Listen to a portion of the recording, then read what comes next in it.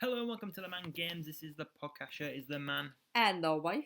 podcast. Today we're reviewing Night of Champions 2015 from Houston, Texas in the Toyota Center. The attendance was just under 14,500. The buy rate was 77,000. So we start off the show with a match against Ryback and Kevin Owens for the Intercontinental Championship. Yeah, what happened to Ryback? Just in general, like... Oh no, like the first note I have is, how was Ryback never WWE champion? Oh, really? Yeah.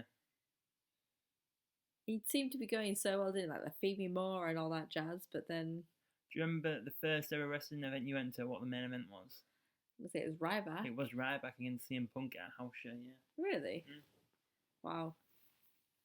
So, what actually happened to Ryback? Well, I think he had a bit of an attitude backstage, according to some things I've read and heard. Right. So that might be it, but just booking and stuff in it. No, but he's like the typical sort of lad that, like, size and that Vince likes, big, bulky. Well, yeah, but you could say that Muscle about man. Keith Lee, and they're not using Keith Lee right at the moment, are they? So, Well, yeah, I suppose. um, That is true. But, yeah. What do you think of the match, then? well, I remember at the time being really excited that Kevin Owens had a chance to become Intercontinental Champion. I do prefer Kevin Owens when he was in this prize fighter gimmick, like he seemed to always be after a title, whereas now what he's doing at the moment, he just doesn't really seem to have a direction at the moment. He's just kind of just like there. Yeah. So I definitely prefer this, Kevin Owens we get here. Yeah, I know what you mean. Like, I'm just trying to actually think. I'm just really thinking, what is Kevin Owens doing at the moment? Well, that a bit. I just look at my notes there further down. It says WWE are wasting Kevin Owens at the moment. But what is he actually doing at the moment? Can you tell me? Oh. So he beat Seth Rollins twice at WrestleMania. Then they didn't do much with him at all after that. I meant like currently, like today. Yeah, no, I was building to. Oh, you're building it. Oh, sorry. I can't remember another pay-per-view he's been on since WrestleMania. I know he announced one match, I think, at pay-per-view. I can't remember an actual match he's had at a pay-per-view or a feud really. Apart, he had a match with a Fiend on a SmackDown before the draft for reasons. Wow. Yeah, because we watched that. Was it the 365? Was it that one that we watched about Kevin Owens? Yeah, a while ago on the network. Yeah, that was really good. They've just seemed to drop the ball with him massively, haven't they? Story of the life. Yeah. So going on to the match then, a lot of sort of Owens working over the shoulder of Ryback. Yeah, he sends Ryback in his shoulder into the post to start the working over of the shoulder. Yeah, I can see it. There's one part in the match where Owens is working over the shoulder of Ryback, and you can see them try to talk to each other and cover their mouths. It's quite funny. There's a nice power slam on the outside from Ryback in this match. And a nice spine buster from Ryback as well. Can we get to the ending, or you've got? No, yeah. I was going to say, so Ryback goes for a shell shock, but Owen gets him in the eyes and rolls him up for the win. Yeah, ranks his eyes for the win, yeah. Yeah, and obviously Owens is the Intercontinental Championship now, and that was his first championship in WWE, is that right? On the main roster, yeah. On the main roster, yeah, sorry, on the main roster. But I was surprised that he won off that match. What, in that way, or? Not in that way, because he was the heel, wasn't he? So that made sense. But the kind of match that it was, like, I don't know, there just wasn't. Maybe the build was bigger, and maybe just watching that match, like, this didn't give enough for me. I just didn't think it was like a championship match really, and a match that was worthy of a title changing hands. It kind of felt like the match was holding back a bit. Is that? Yeah, and I think Ryback seemed a bit stiff. So I just, I'd expect more from Kevin Owens and I'm not saying it's Kevin Owens' fault or anything, but just, I would expect more of a match, especially a title match, and to see the title change, personally. Yeah, so that first match went on for 9 minutes and 32 seconds. Kevin Owens, the new IC champion. Before we move on, I just like to say I do remember before this is one pay-per-view that I remember actually being really looking forward to. Obviously, the main event is Sting against Seth Rollins. There's Rollins against John Cena as well. They've never had a bad match together. There's the return of the Dudley Boys. Nikki Bella was defending her Divas Championship on this card. Was looking forward to that. And it was the debut of the Black Sheep, Braun Strowman, on this pay-per-view as well. So there was a lot of new or exciting things happening on this pay-per-view, I did think. Well, at the time anyway. And also in the 6-man tag, it was who was going to be the partner of Ambrose and Roman. Yes. Remember that being quite exciting at the time. So after the Ryback match, it was a recap of the storyline of Summer Rae, Rusev, and Ziggler. I completely forgot about this storyline. Like, watching this pay-per-view back, it came back to me. I was like, oh yeah, but yeah, in my notes, I forgot about this feud. Yeah, me too. I've got the same thing. And what happened to Summer Rae? I met Summer Rae for Love Wrestling. I know you did, but that was my question. I don't know.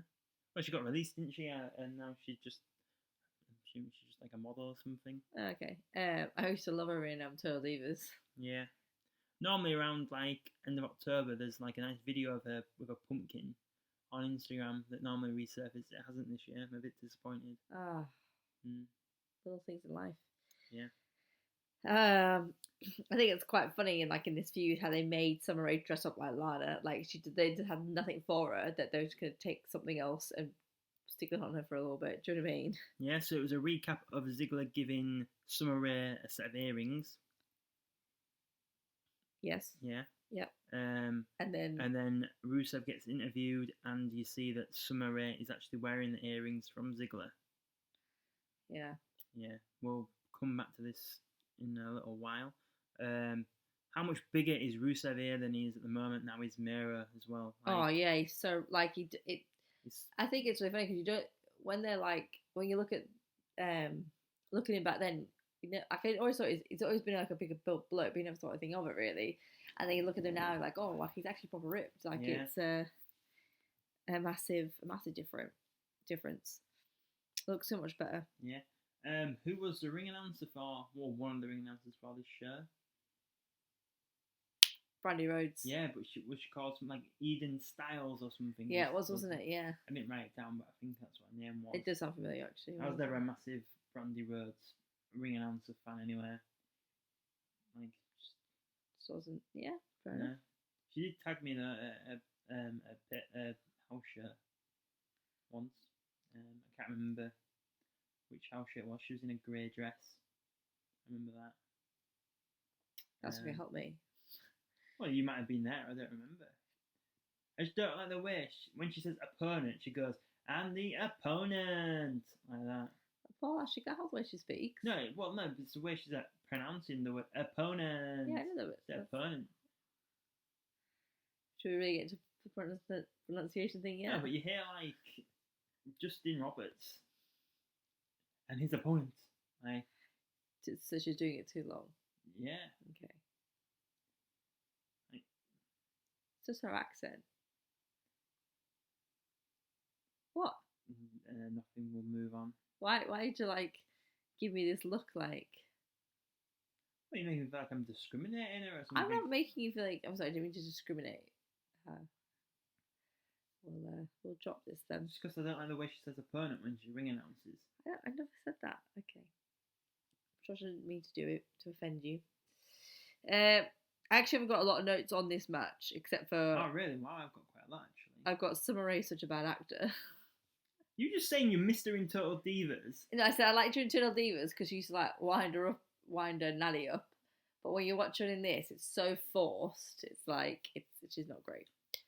So I'm not gonna lie. At the beginning of this match, I wasn't really into it. Yeah, I've got that. I said But it by the drags end of it. the match, I actually was quite into it.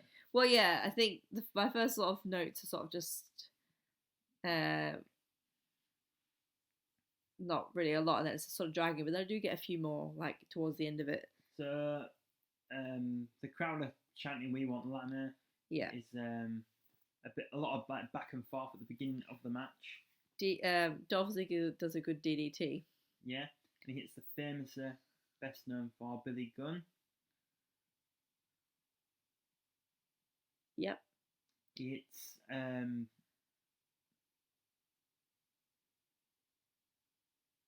Rusev hits a nice kick to the side of the head of Ziggler.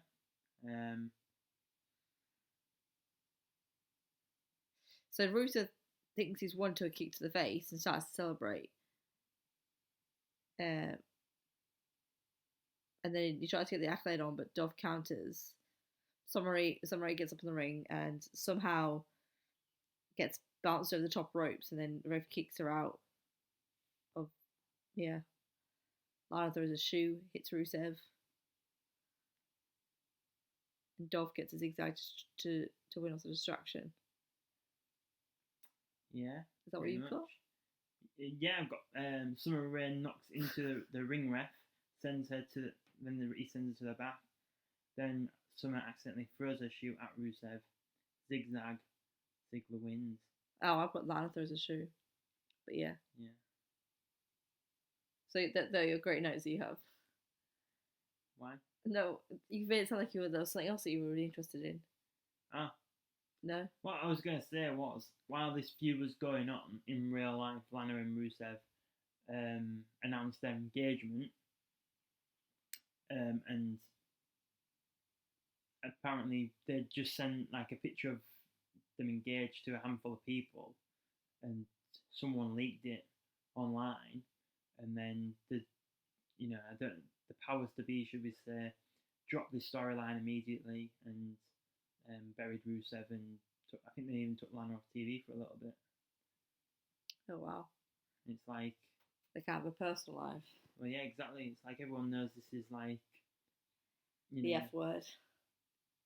Predetermined starts with a P. Bits like that. It's more like soap opera, and Yeah. It's like you wouldn't see like Jennifer Aniston walking down the street with Brad Pitt or something and thinking, oh, "What about Ross?" Would you? Like, no, that's true. You just jump back to like the 1990s, haven't you? It's the first like example that came to mind. Yeah. Moving on. What would you have said? If I think of an example like that. Yeah.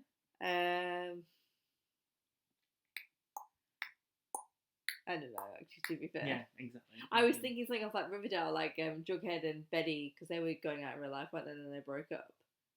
I know. Why would you want to break up with Betty Cooper? I don't know. But anyway, but then I don't know if she's dating somebody else. So it doesn't really make sense. So the Ziggler and Rusev match went 13 minutes and 47 seconds. Next up, it was the Dudley Boys return match against the New Day.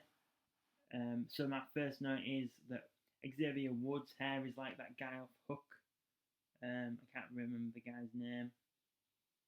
The guy off Hook? Yeah. The red hair? Oh, what, the Indian boy or something? No? Well, he's... or one of the Lost Boys? Yeah, he's like the main Lost Boy Indian. Yeah, I know who you mean. Yeah. I'm sure it begins with a R, but I can't remember what the actual name was. Yeah, I know who you mean, but I also don't know the name. Yeah, if anyone knows, write in the comments, and then we'll be like, oh, that one, yeah. And so it starts off with a promo from New Day, and they're talking about saving the tables. # save the tables.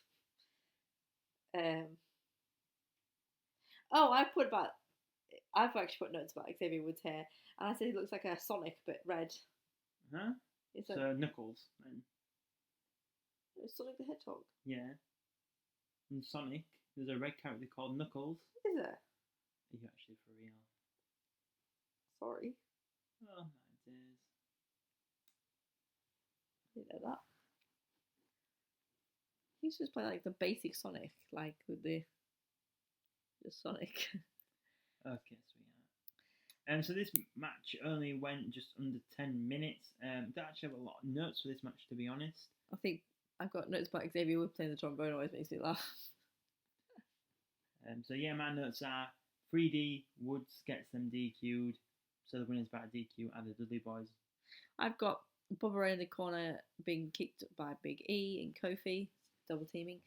Big E with a splash onto the apron to Bubba. And then 3D onto Kofi pin, but Xavier saves the pin, making it disqualification. The end of the match, Woods gets 3D through the table. Yeah, after the match, the New Day shouts, "Get the tables!" And they get a table, but then the Dudley's boys end up putting him to the table, Xavier to the table. Yeah, I was a bit disappointed with this match, really, to be honest. Like, obviously more at the time than like watching it back, but I honestly thought the Dudley Boys were going to win the tag team titles. Yeah. Like, and I know everyone should be like, oh, well, you meant to be putting the new guys over, things like that, but like, I'm not saying that to hold them for like 8 months or something, but like, just a little right. Yeah. Just like, because this was their last run, wasn't it? And then they did the yeah. Now that I can remember when they went out, and their return wasn't like great. Like, this part was quite good, but then they kind of got lost in the shuffle a little bit. Like, I'm sure when the last night on Raw or something. Didn't they get put to the tables? Yeah, they got put through the tables by like Gallows and Anderson. That's it. Put Gallows and Anderson over. But then like 2 weeks later, they were like just not doing anything anyway. So like, well, what was the point? What, Gallows and Anderson? Yeah, they talk about that on their podcast, don't they, with Chris Van Vliet. Yeah. If you haven't listened to that podcast, it is really good. Don't promote other people's podcasts on our podcast. Why? It's all about building each other up. Is it not? We need people to listen more. Yeah, well, anyway. Don't listen to it. It's not great. We appreciate the 6 people that listen to this podcast. Don't get sarky. I'm not being sarky. I appreciate everyone that listens. Me too. Right, so after that we have Nikki Bella's, she was Divas champ versus Charlotte. The longest reigning Divas champion she is. Yeah, and there's a stipulation that if Nikki gets disqualified, she loses the belt. And this is going off the back of Brie interfering in the last Nikki and Charlotte match. Yeah, so trying to do some twin magic, and then it backfired and ended up losing. And then Steph came out and was like, "No, you didn't actually pin the champion. You pinned your sister, so it doesn't count." So yeah, Alicia Fox and Brie Bella in Nikki's corner. Why the hell was Alicia Fox part of Team Bella? Like, I forgot about that. Another thing I forgot about. Well, of course you did. Like, it kind of answers the question, doesn't it? Yeah. Is she still on the roster? I have no idea. Like, I'm sure last time I heard she was turning up drunk and things like that, but I don't know if that's just internet rumor or what have you. That's awful if it is true. And then obviously Charlotte is in PCB with Paige and Becky. Yeah, so do you know what Team PCB original name was meant to be? Oh, it was something like the Submission Society. Oh, I didn't realise it was that. It's something like that, and it's apparently an adult. I love it. Site. So someone's Googled it and it's come up with that. I forgot, like, you know, when they did these like weird teams, like Team Bad. Yeah. Do you remember who was on Team Bad? There was Naomi. I want to say Nia. No. Tamina? Yeah. Naomi, Tamina, and I can't think. Sasha Banks. Yes. That was like the worst. Like, why was Sasha with them? Like, yeah, just didn't quite make sense why they brought all these teams out. Well, they brought up Sasha, Becky, and Charlotte all at the same time, which I could not believe at the time that Becky Lynch had got called up before Bayley. Like, obviously, I've been like a massive Becky Lynch fan since her match with Sasha at NXT Unstoppable. But I did kind of think, like, out of the 4, Becky would be the last one to get called up, and then like she was like obviously, like I'm sure like she was the first one that got announced Yeah. when Stephanie came out. I just remember like I was proper like shocked that Becky Becky got called up and Bailey hadn't. Crazy times. Bella, Nikki Bella's shorts are non-existent in this match. I don't know if you noticed. My first note is Nikki's showing a lot of chest. So Nikki, so match starts off and Nikki's getting a butt kicked, completely and utterly. Charlotte's dominating the match, but then Nikki starts to attack the left knee or leg of working over her legs so yeah. she can't lock in the figure eight. Yeah. This Team Bad looking on. My note said Tamina's hair is awful. I don't even remember seeing Team Bad in this match. Like looking on.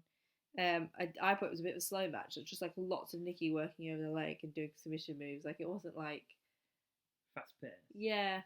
I did kind of enjoy it. I did enjoy this match though. I'd say I enjoyed this match more than the last 3 matches.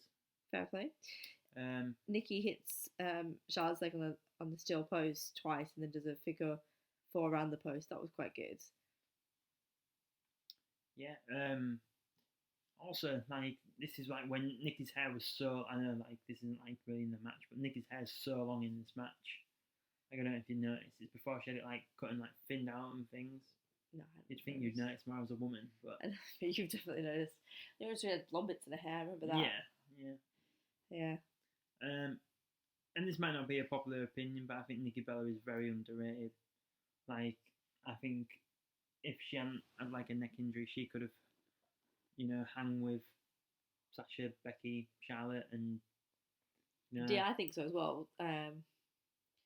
It's when they first came to WWE, I thought Brie was the better one, but I think Nikki just like proper overtook her and outshined her in the end. Yeah, she definitely put in the hard work, didn't she, to become better. And I'm not saying that Brie didn't, but it just seemed that, I don't know, maybe even the way that WWE used her more. I think wasn't Brie prone to a few more injuries?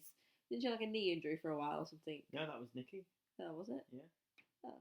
From a soccer accident, like it was like a reoccurring. Okay, all right then. Injury. But no, at the end of the match, Nikki jumps off the middle rope, spear, figure 8. Charlotte Flair is the new Divas champion. This match goes 12 minutes 41 seconds. Yeah, Ric Flair comes into the ring, doesn't he, and celebrates. Yeah, celebrates with his daughter. Going off topic slightly. Never. Do you remember when we were at the Royal Rumble? Yep. And the match was Becky Lynch versus Charlotte for the Divas Championship. Mm-hmm. Do you remember what happened between Ric Flair and Becky Lynch in that match? I want to say, did Becky Lynch hit him? No, Ric Flair grabbed her and kissed her. That's why. You know, it was my next guess. Just like, that's pretty like I don't know. Yeah. Especially like with his age as well.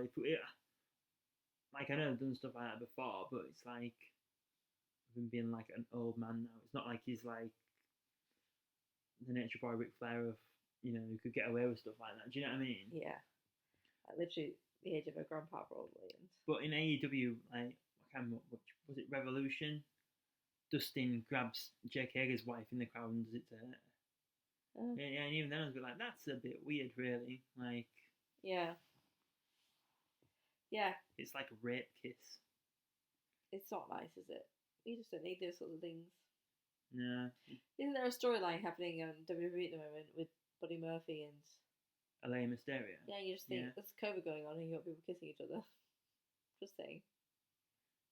True. I didn't think of it like that. Do you know what I mean? Like, it was a closed mouth kiss. If that makes you feel any better.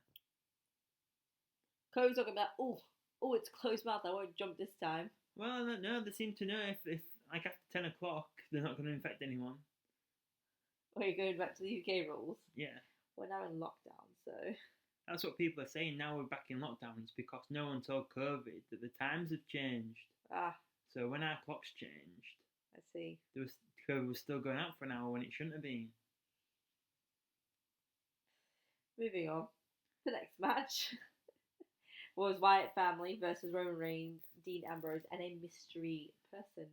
And the mystery person was, Chris Jericho. which I'd like to point out, we sat here watching this back. And we don't normally like talk to each other until we do this podcast. We'll sit in silence, writing our notes. But you'd asked me, do I remember who the person was coming back? And I have the worst memory. I forget everything. I can't retain things. And I guessed Chris Jericho, and I was very proud of myself. Yeah, you should be down. I was. Don't be so sarcastic. To be honest, this match was probably my least favourite in the show, to be honest. Oh, really? Yeah, I don't know, yeah. I just got like how different everybody looks. Like if you look at everybody. Yeah, that's my first note. How much has everyone changed? Yeah, like just everybody, like. And everyone's changed for the better as well. Yeah. Well, to be fair, the only person that has not changed, like looks wise, is probably Jericho. You think? Yeah. Oh, he changed massively. Yeah, but I'm saying people have changed in a good way.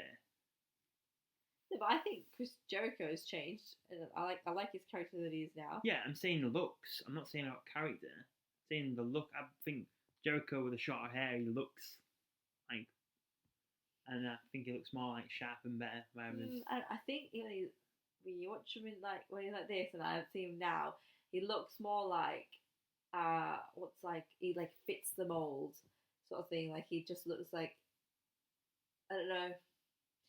It's I don't know, it's like a pretty boy, but that something like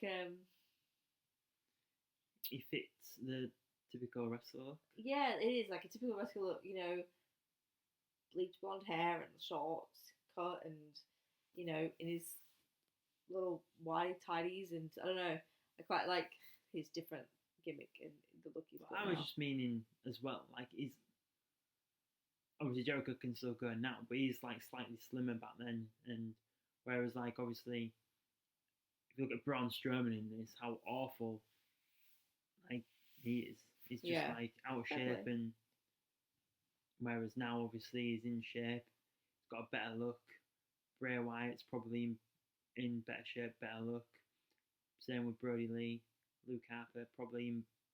I mean, out of the three, I'd say he's more the same. Yeah. But he's probably in better shape even now than he was then. Yeah, okay. I can see where you're going with that. Definitely prefer John Moxley than Dean Ambrose. I was never a massive Dean Ambrose fan. Well, I was when he was in the Shield the first time, and then when they broke up the Shield, I kind of lost interest. You've got really annoyed that one movie does, don't you? Yeah. He's back to the ropes. Yeah. I don't think he does that in AEW. I've not seen him do that. No. Roman Reigns now doesn't wrestle without that stupid vest thing on, which might only be a little thing, but I think he looks so much better now without it. Just doesn't he? Don't even realise. Well, I didn't realise what a big difference that would make. So much better. But now they're talking about. I know we're talking about current things now, not the pay-per-view, but they're talking about changing his music now, and it's a bit like, it's a bit late to change his music now. I think, especially now as a bad guy, when you hear that music, you just want to boo because you remember all the times when they wanted us to cheer him and no one wanted to cheer him. Yeah. I remember when we were at the Royal Rumble, going back to that, and he was the first entrance, and just we all, everyone just booed the. Yeah, the boo in that place was unreal. So they're putting over Braun a lot in this. Obviously, you said it was his debut as the Black Sheep, wasn't it? Yeah. And they're really putting him over, how strong he is and how big he is, and he's throwing Jericho into Dean. He throws Jericho into Dean and Roman outside the ring. And I'm not sure what context this was in, but it was the announcers. So Michael Cole and Jerry Lawler, sorry. And Michael Cole says, at least if you don't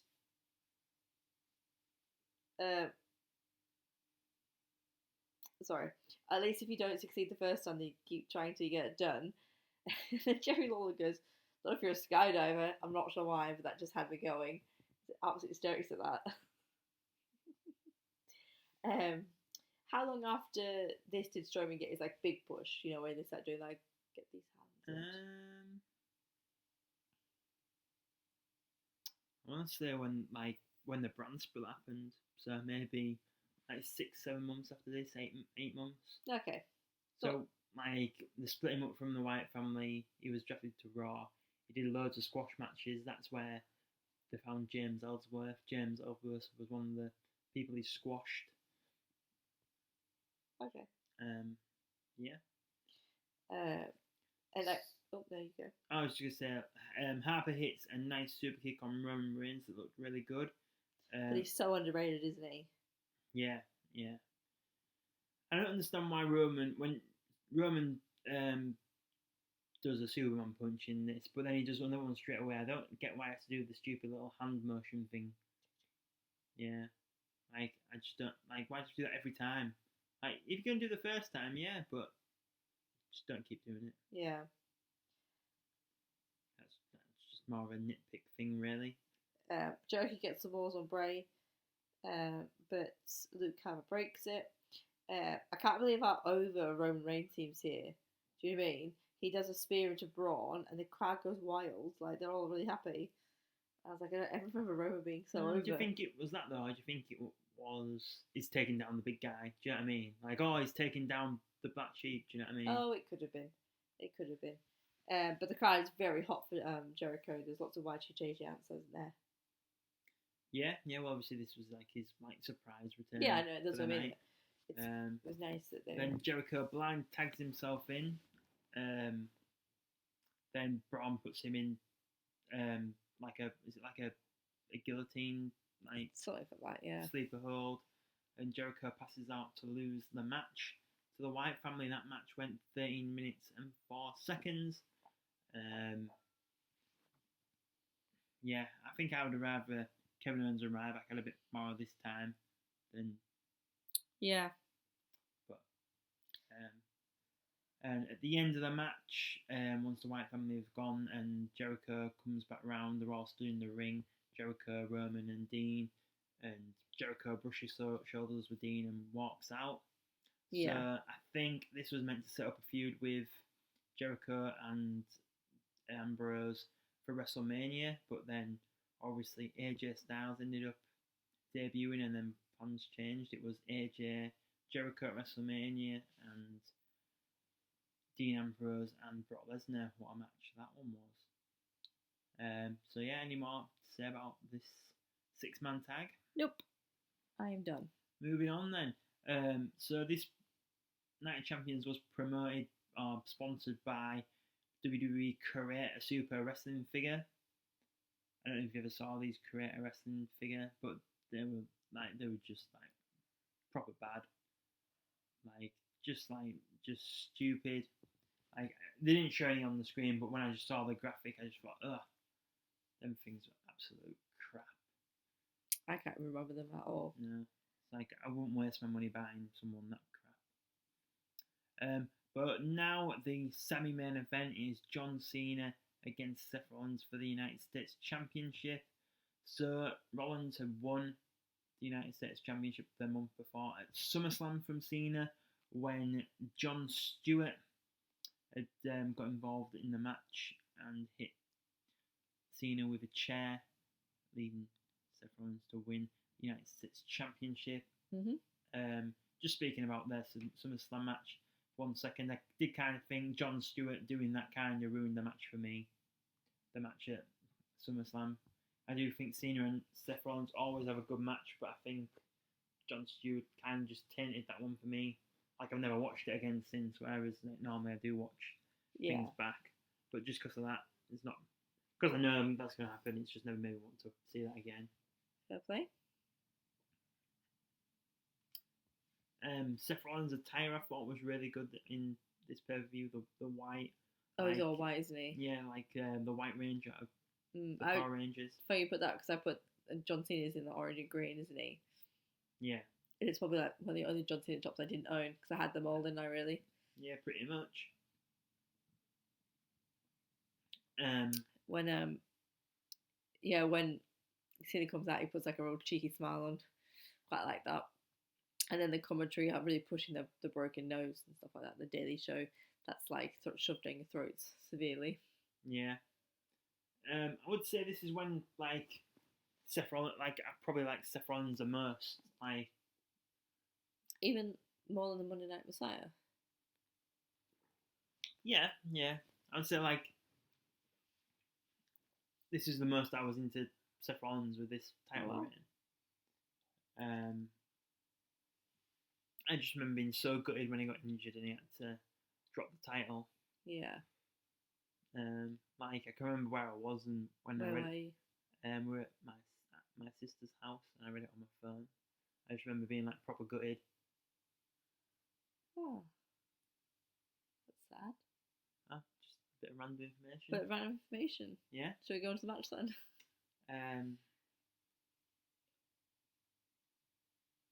Yeah. So just try to find the right part in my notes. It was a hot crowd. Like I would say, this like the like very much. We want Cena. Cena sucks. Like it was like the most chanting the crowd have been all night, in my opinion. Yeah, definitely. At the point where Cena's hung up on the ropes and Seth on the top rope does a double foot stamp onto his chest. Foot stomp, sorry, onto his chest. That was really good. And commentary is pushing on how evolved or how much Cena is evolving with the times, and how much he's changed and keeping up to date with his moves and in ring action. Don't know if you noticed. That was quite funny. Apparently, Cena calls all his moves like in the ring, like they don't go over the match before. Cena just calls it in the ring, apparently. Oh. What's like the normal custom then? They go through it beforehand. Well, I suppose it depends, like how much they have, like, because you'd think like certain wrestlers, like they want to be, because obviously like WWE or AEW or Impact Wrestling, blah blah blah, they're gonna say the finish needs to be this. Yeah. But like the stuff in between, they probably get to put together themselves. You'd think. Yeah. Um. I think I'd rather like just think about like what I would like to do if I was a wrestler. I'd rather call it in the ring because I feel like I'd stress remembering what was said beforehand. I wouldn't remember it. Do you know what I mean? Maybe, yeah. I get too caught up on details, but if you just did it in the moment and did by the feel, I think it would be easier for me. So I got a question for you. Far away. If Cena came back now and had to feud with someone, who would you think would be someone good to feud with him?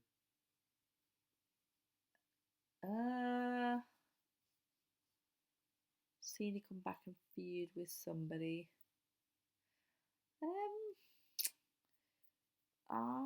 What?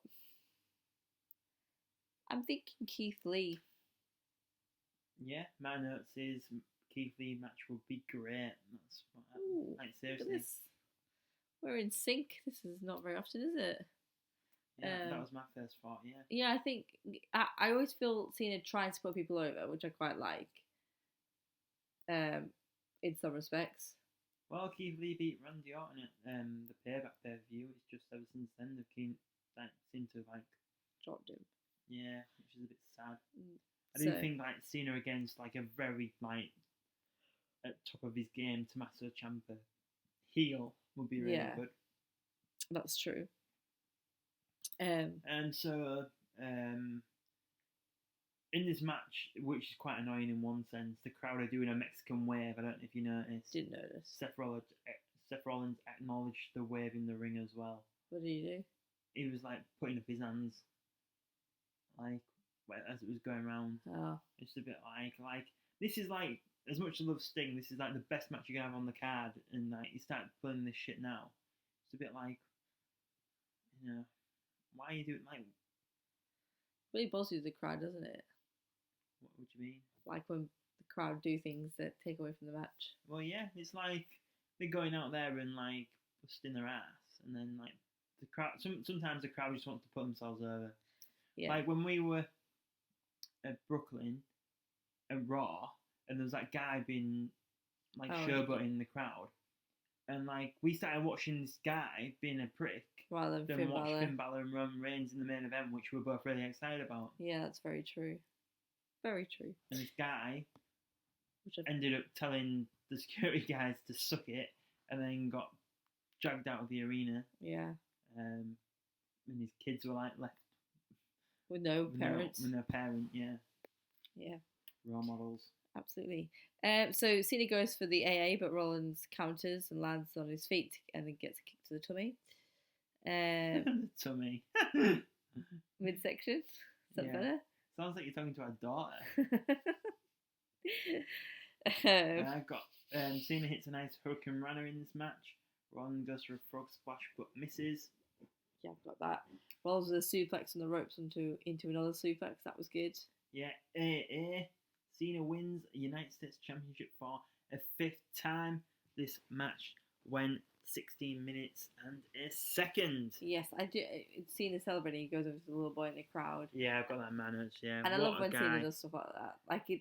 Cena goes and celebrates with a special needs kid. What a guy. Yeah, like I just think it must make those kids like life to like just have that like that moment, and the fact that he takes a moment that really could be all about him and gives it to somebody else, like and makes it about them. I just think is so lovely. It's not the first time he does it, and I'm sure it won't be the last. But yeah, lovely. And then Seth tries to leave, doesn't he? And he's supposed to have the match with Sting. I feel like picks him up and does an AA to him on the ramp. Yeah, on the floor. Yeah. Yeah. I think John Cena's done more like Make-A-Wish things than any other celebrity. I think. Oh yeah, I think so. I'm sure it's something like that. Because didn't someone like Justin Bieber come out and say that they'd done more or something, and then the woman that organises it was like, I don't think so, pal. I know that it's probably done the most, definitely done the most in WWE, but whether it's all over, I don't actually know. I feel like it wouldn't surprise me if it was true. Get the Google box, that couldn't we? Find out. Your Google machine. My Google machine. So now the main event, Sting versus Seth Rollins, the first time Sting is ever challenging for the WWE Championship. I did think Sting. I am gonna just say here. I've just brought it up. Put me interrupting you completely. Go on my Google machine. So professional. This is from Wikipedia. From professional what? Wikipedia. John Wrestler. John Wrestler. Johnny Wrestling. Is that what you're saying? Johnny Gargano is number one. John Cena holds the title for the most wishes granted by a single individual with over 650 wishes and counting. Singer Justin Bieber has volunteered in over 250 wishes. That's it. You keep going now. Well, I suppose in the as long as these celebrities are doing that, things for kids. Oh yeah, definitely. But yeah, going back to Sting, I did think he looked really in good shape for this match. Yeah, I loved his face paint. I remember like his later days in TNA, he was wrestling in a t-shirt. You'd think he must think he was like getting out of shape or something for him to do that, but I did think he looked, in good shape for this match. Yeah, he did. He looked great, and like I love his face paint just looked really crisp, which I really liked. Yeah, I was never really like a fan of his entrance music in WWE though. What, the Crows? Not the Crows, but more like the dun dun, like the beginning of his music. Yeah.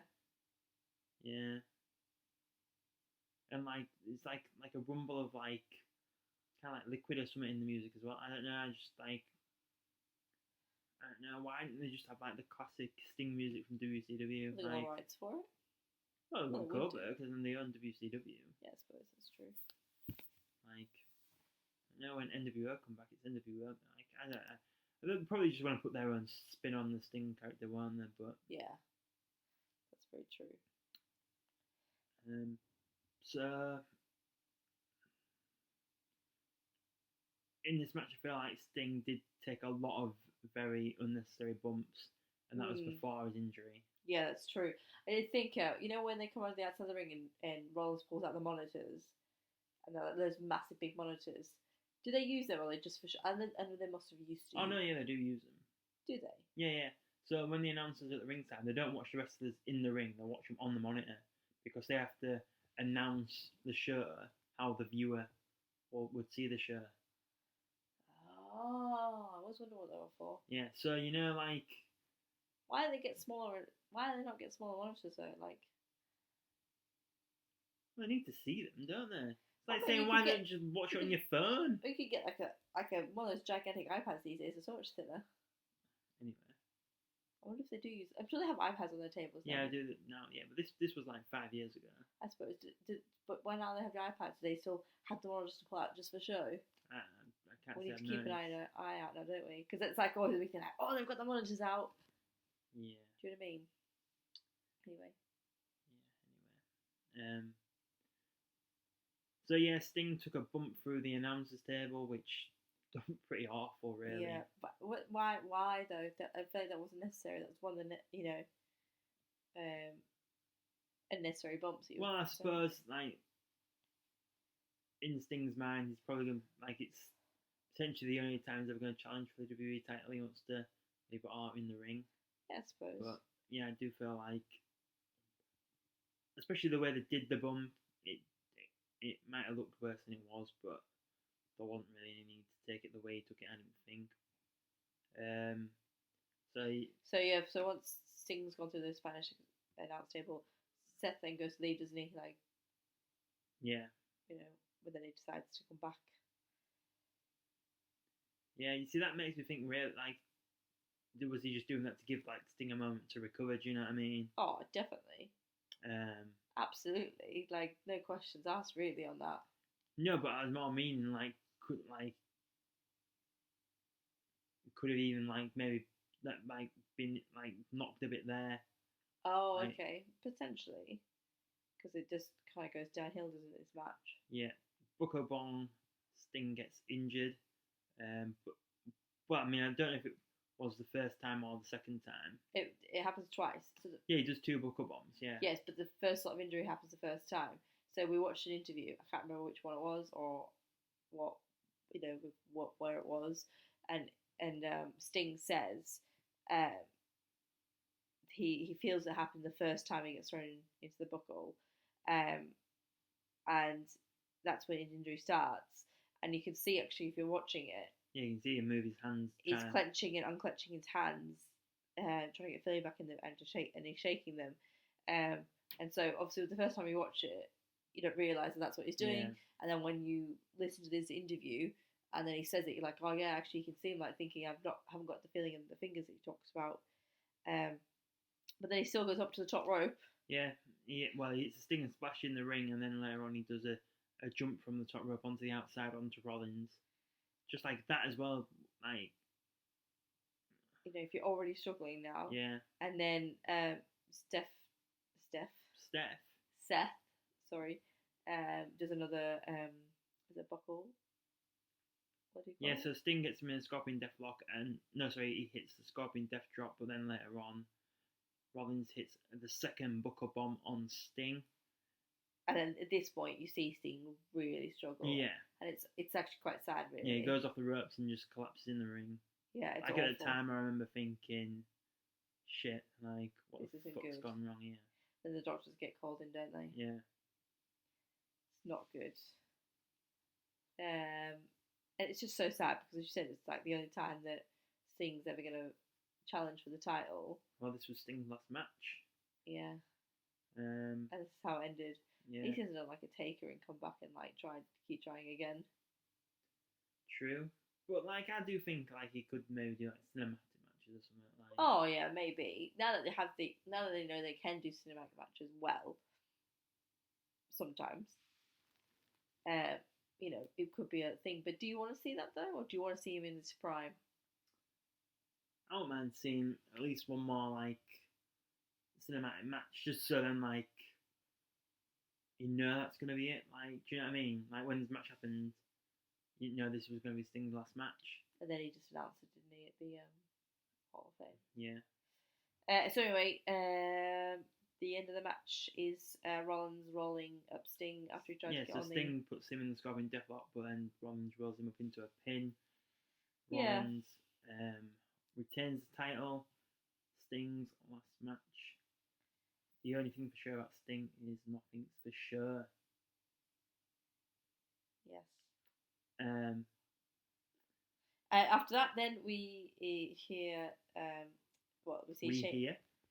Sheamus runs down with his Money in the Bank briefcase, and he bro kicks Seth, but then Kane returns and chokeslams Rollins, and then he also chokeslams Sheamus.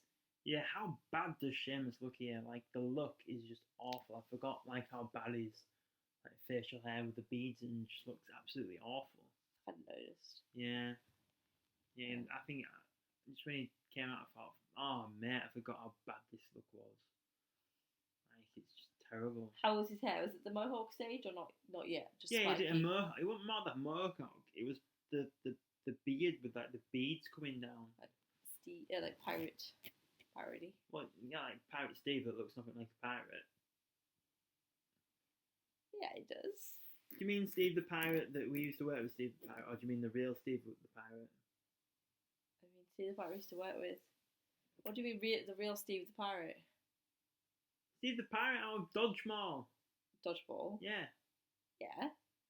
And then the Steve who we used to work with.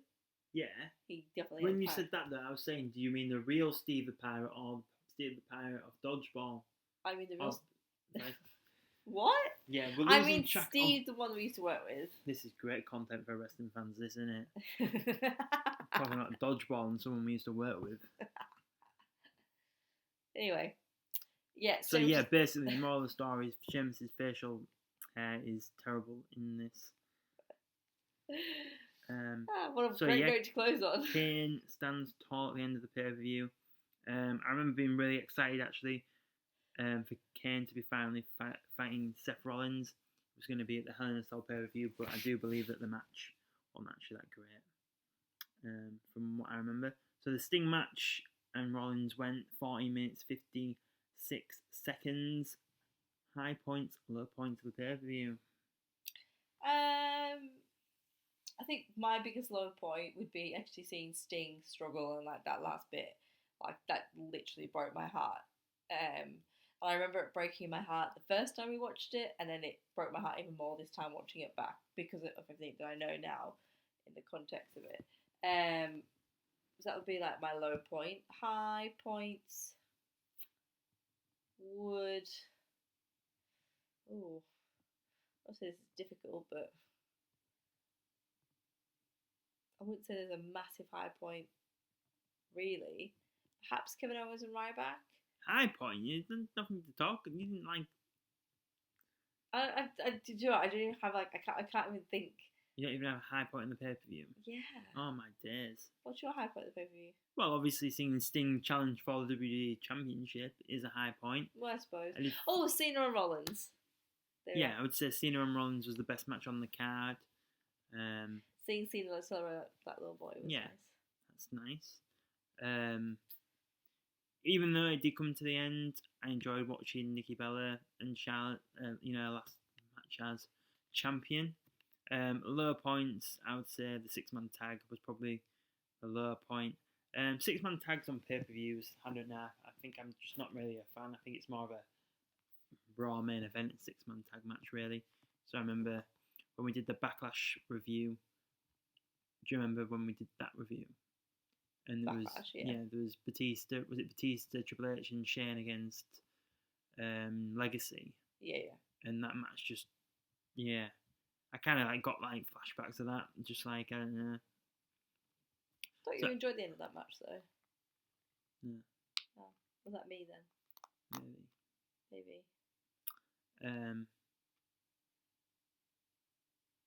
But I do remember you saying that you didn't like 6-man tags in.